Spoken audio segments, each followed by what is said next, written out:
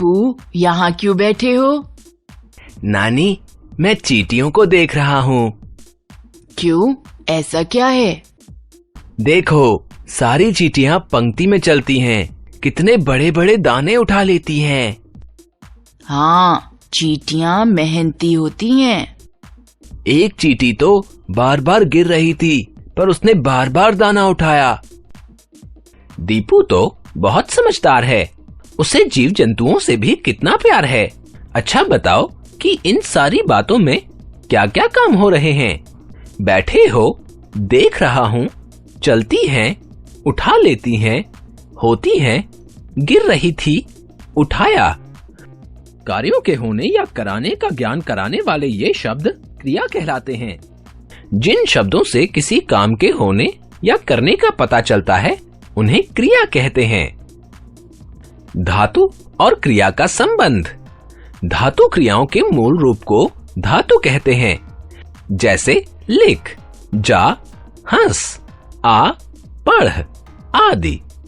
धातुओं में ना प्रत्यय जोड़कर क्रिया का सामान्य रूप बनाया जाता है, जैसे लिख धातु धन ना, लिखना क्रिया। जा धातु धन ना, जाना क्रिया। हंस धातु धन ना, हंसना क्रिया। क्रिया के बिना वाक्य अधूरा रहता है। हम भी कह सकते हैं कि क्रिया के बिना हमारी बातें अधूरी रहती हैं। संज्ञा और सर्वनाम शब्दों के लिंग, वचन और कारक में परिवर्तन होने पर क्रिया का रूप भी बदल जाता है, जैसे लिंग बदलने पर। पहला, पार्थ शतरंज खेल रहा है। दूसरा, आन्या शतरंज खेल रही है। वचन बदलने पर पहला, रसोइया खाना बना रहा है।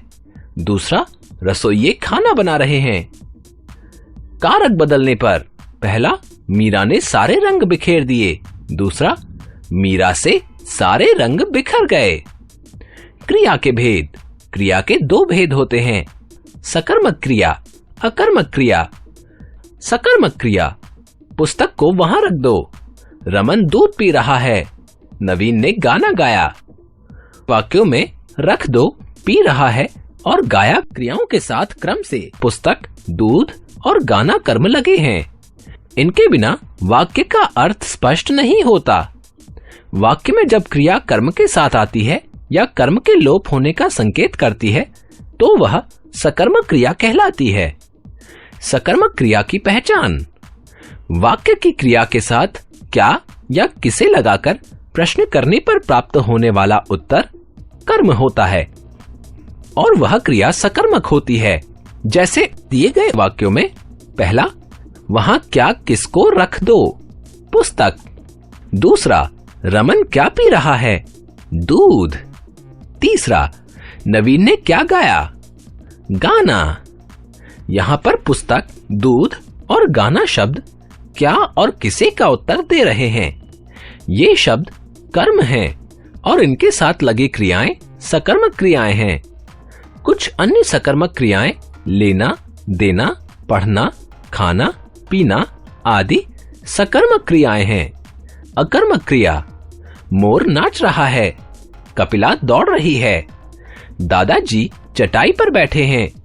वाक्यों में नाच रहा है, दौड़ रही है और बैठे हैं क्रियाओं का कोई कर्म नहीं है।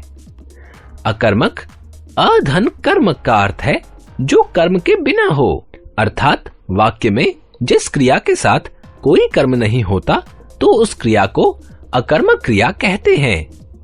अकर्मक क्रिया की पहचान। वाक्य की क्रिया के साथ क्या या किसे लगाकर प्रश्न करने पर यदि उसका उत्तर प्राप्त नहीं होता है तो क्रिया अकर्मक क्रिया होती है। जैसे वाक्यों में पहला, मोर क्या नाच रहा है। दूसरा, कपिला क्या दौड़ रही है। तीसरा, दादाजी किसे बैठे हैं। इन तीनों प्रश्नों का कोई उत्तर नहीं मिलता, अर्थात इन वाक्यों में कोई कर्म नहीं है, इसलिए ये अकर्मक क्रियाएं हैं। कुछ अन्य अकर्मक क्रियाएं आना, जाना, उठना, बैठना, हंसना, रोना, चलना आदि अकर्मक क्रियाएं हैं। ध्यान दीजिए, है, हैं, था, थे आदि भी क्रियाएं हैं, क्योंकि ये क्रिया का होना बताते हैं। जैसे सीमा डॉक्टर है, तुम बीमार थे। कुछ वाक्यों में दो क्रियाएं भी पाई जाती हैं, जैसे वह खेलकर सो गया। कुछ वाक्यों में दो कर्म भी होते हैं, जैसे माँ ने मुझे उपहार दिया। जिन क्रियाओं के दो कर्म होते हैं, उनमें क्या और किसे लगाने पर दो अलग अलग उत्तर प्राप्त होते हैं। जैसे माँ ने मुझे क्या दिया? उपहार। माँ ने किसे उपहार दिया? मुझे। याद रखें, जिस शब्द से किसी काम का करना या होना पाया जाता है, उसे क्रिया कहते हैं। क्रिया के मूल रूप को धातु कहते हैं। संज्ञा और सर्वनाम के लिंग और वचन के अनुसार क्रियाएं बदलती हैं। क्रिया के दो भेद होते हैं, सकर्मक क्रिया और अकर्मक क्रिया।